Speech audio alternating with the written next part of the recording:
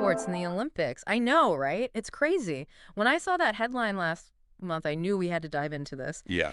And you clearly agree. Look at all these articles you sent me. Yeah. So we're going deep on esports, tracing the whole story from like the early gamer glory days all the way to like what it really takes to make it as a pro these days. You know, it's funny. Yeah. What's fascinating to me is how much of this goes way back. People talk about esports like it's brand new, but the stuff you sent me, it shows it's more like this, I don't know, like this hidden current in gaming that's like finally breaking through. I see what you mean. Yeah. Yeah, in a huge way. Totally. Okay, so get this. I'm reading about this National Space Invaders Championship from 1980. 10,000 people showed up for Space Invaders. That's more people than went to my high school graduation. Wow, that's wild. It really shows you how gaming was breaking out of the bedroom, you know. Yeah. But here's the thing.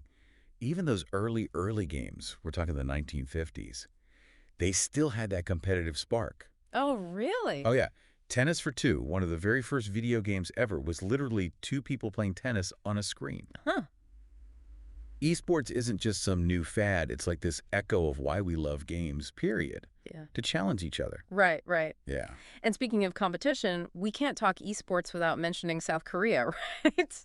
They're way ahead of the curve on this whole thing. Absolutely. One of your articles even mentions it. Yeah. Yeah, it talks about how after that 1997 financial crisis, they went all in on broadband internet. Interesting. And that led to these PC bangs popping up everywhere, basically internet cafes where people could play games together. Oh, right. So instead of just practicing at home, gamers in South Korea had these hubs where they could like team up and strategize and really hone their skills together in person. Exactly. And that really influenced the whole team-oriented nature of esports today. It's like they accidentally created the perfect incubator for pro gaming. Wild how these seemingly unrelated events can have such a huge ripple effect, right? It's true. And speaking of impactful moments, there's this story from the 2004 Evolution Championship Series. Evo, yeah. Yeah. A huge fighting game tournament. It perfectly captures the skill and the drama of esports. Are you thinking of? It's got to be Evo moment, hashtag 37, right? The Daigo parry. You know it. Okay, so picture this. Two players battling it out in Street Fighter. One player, Daigo Umehara. He's down to his last pixel of health. His opponent unleashes this brutal attack. I mean, it's over, right? But somehow, Daigo pulls off this impossible 15-hit parry, blocking each hit perfectly, and comes back to win the match. Like something out of a movie. It's insane. And what's amazing is this was before Twitch, before YouTube gaming, before any of that. Right, right. The clip went viral just through word of mouth and online forums. It showed the potential for esports to reach a massive audience way back then. And then those streaming platforms did come along and blew the doors wide open. They changed everything. Suddenly, millions of people could watch these incredible matches live from anywhere in the world. It was a game changer, literally. And with that massive viewership came, you guessed it. Big money. Oh, yeah. And I'm not talking about those small-time sponsorships. We're talking prize pools that would make your head spin.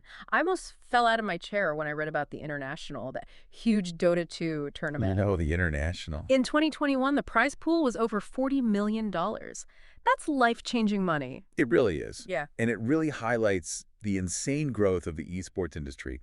But, and this is a big but, it's not all sunshine and roses. Right. Behind the glitz and glamour, there's a darker side to this world. Yeah, you're right. The pressure to perform at that level, that much money on the line, it's got to be incredibly intense. I mean, some of these players are putting in 50 hours or more of practice each week on top of their individual training. That's more than a full-time job. And that's just the tip of the iceberg. Yeah. The pressure doesn't just come from within the teams. There are sponsors, fans, a whole online community watching their every move. It's no wonder that burnout and mental health issues are a growing concern in the esports world. I mean, are esports organizations even doing enough to support their players? With all this pressure, these crazy schedules. It's a big question, right? Like some organizations are starting to get it. Misfits, for example, they hired a sports psychologist. Oh, really? Yeah, to work directly with their players. So they're starting to see that mental health, it's just as important as physical health when it comes to performance. That's awesome to hear, but it does sound like there's still a long way to go before, like, mental health is treated as seriously as it is in, traditional sports. Yeah, for sure. And speaking of where traditional sports are ahead, we got to talk about the gender gap in esports. It's definitely an issue. Yeah. I mean, think about that whole controversy with the esports awards being held in Riyadh. That didn't exactly send a message of inclusivity. No, not at all. That whole situation just highlighted how big of a problem this still is. Yeah. Women are still underrepresented at every single level of esports, whether it's casual players or pro gamers. It's true, and I feel like it's kind of like a microcosm of the larger issues in like tech and gaming in general. Oh, absolutely. Yeah. It's a reflection of broader societal issues, no doubt. Mm. But there are some good signs, too. Okay. A lot of organizations are really pushing for inclusivity in esports now. Like, there are more initiatives to encourage women to get involved and giving them the resources they need. It's awesome that people are like really trying to make it a more welcoming and equal playing field. Yeah. Okay, so shifting gears a bit here. Sure. Reading all of this got me thinking about like the business side of esports. Who are the major players? How does this whole ecosystem actually work? It's a whole other world, honestly. Because it's not just the players and the teams, right? Yeah. You've got game developers, tournament organizers, sponsors, streaming platforms. It's incredibly complex. So it's not just about being really good at a game. Like, what does it actually take for a game to, I don't know, break into the world of esports? You're right. It takes more than just a fun game. It's not like every game has what it takes to be an esport, you know? So is there like a magic formula, a recipe for success? What makes it? Well, there are a few key ingredients, right? First off, the game's going to be fun to watch. It needs that wow factor that keeps viewers glued to the screen. And then there's the whole balance thing. Like, it can't be totally random, like, flipping a coin. Exactly. Skill has to be the deciding factor. And of course, you need a passionate community, a developer who actually cares and supports the scene, a thriving tournament ecosystem. So it's kind of like a perfect storm, huh? All these different elements need to come together at the right time for a game to really blow up. Exactly. A perfect example is Rocket League. Oh. Super simple idea, cars playing soccer, but it's so fun to watch. And the developer has been amazing. They've built a great community, created a really solid tournament structure. So it's not just about the game itself, but also how it's supported behind the scenes. 100%. And that's what makes it so exciting. It's this constantly moving target. You have new games emerging all the time. And you never know what's going to grab people's attention. And what about challenges? What are some of the biggest hurdles facing esports right now? Well, we talked about mental health support and the gender gap, which are huge. But another one is sustainability. How do we make sure these esports organizations are built to last? Right. Because you see all these teams and organizations popping up, but how many are actually going to be around in a few years, let alone a decade? Yeah, it's a real concern, And then there's the whole regulation thing. Oh, right. Esports is getting bigger, so we need clearer rules and guidelines, especially when it comes to things like, you wouldn't believe it, but doping. Wait, doping in esports, is that a thing? Believe it or not, yeah. Players using performance-enhancing drugs to get ahead. It's a serious issue, and it shows why we need stricter rules, more oversight. It's kind of like the Wild West out there. It is. It's like watching a whole new industry being built in real time. All the growing pains, all the opportunities. Definitely a wild ride. Tell me about it. And speaking of wild, we can't forget about gambling in all of this. Right. Esports betting. Huge topic right now.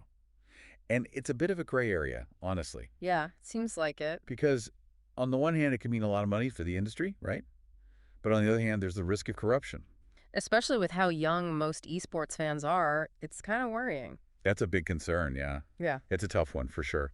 A potential gold mine, but also, like you said, a potential minefield. Finding the right way to handle esports betting, that's going to be crucial for the industry to survive long term, I think. It'll definitely be interesting to see how it all plays out. For sure.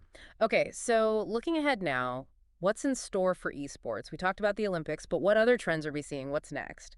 One thing I'm really excited about is mobile esports. Oh, interesting. I mean, everyone and their grandma has a smartphone now, right? Right. Mobile gaming is absolutely exploding. So it's only a matter of time before mobile esports become a major force. That makes a lot of sense. Right. It's so accessible. Yeah, and I feel like the whole casual aspect of mobile gaming could make esports even more appealing to a wider audience. Exactly. It's breaking down those barriers. Yeah. Another trend I'm keeping my eye on is how esports and traditional media are starting to merge. Yeah, you're right. We're seeing more and more esports events on TV, like actual television networks. Yeah, that crossover is only going to get bigger. Didn't ESPN broadcast that Heroes of the Dorm tournament a while back? They did. I feel like that was a big deal at the time. It was huge. A real signal that esports was going mainstream.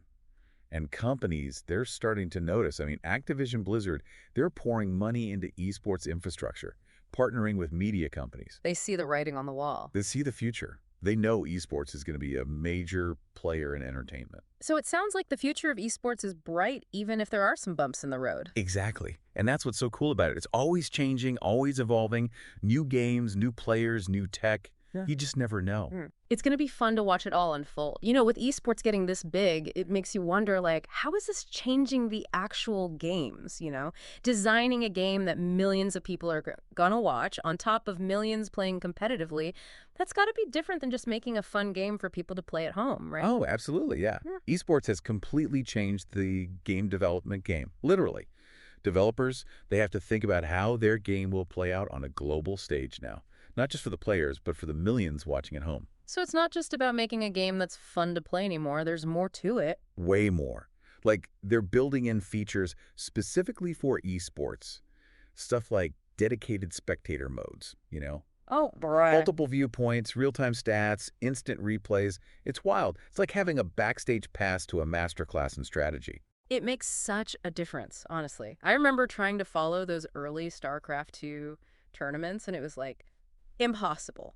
Total chaos. Way too much going on. Those spectator tools they've come up with, though, they make it so much easier to actually appreciate what's happening, you know, the skill involved. Totally. But it's bigger than just making it look good for the viewers, too. Oh, right. Developers are really focused on competitive integrity now, making sure everything is fair. So, like, no cheating, basically. Exactly. We're talking serious anti-cheat, strict tournament rules. They even host events on LAN networks sometimes to prevent any shenanigans. Wow. It's like a constant arms race, huh? Totally. And with AI and all that getting more sophisticated, esports analytics are going to be insane soon. Imagine software that can predict who's going to win, pinpoint a team's weaknesses, even offer, like, real-time coaching. Whoa. So esports isn't just changing how we play games, it's changing, like, technology as a whole. It's this crazy fusion of gaming, tech, entertainment. And it's all happening so fast. It's a lot to take in. We've covered so much ground in this deep dive. We really have. From those old school arcade face-offs all the way to esports potentially being in the Olympics. It's been a wild ride. Hopefully you're walking away with a better sense of what this whole world of esports is all about.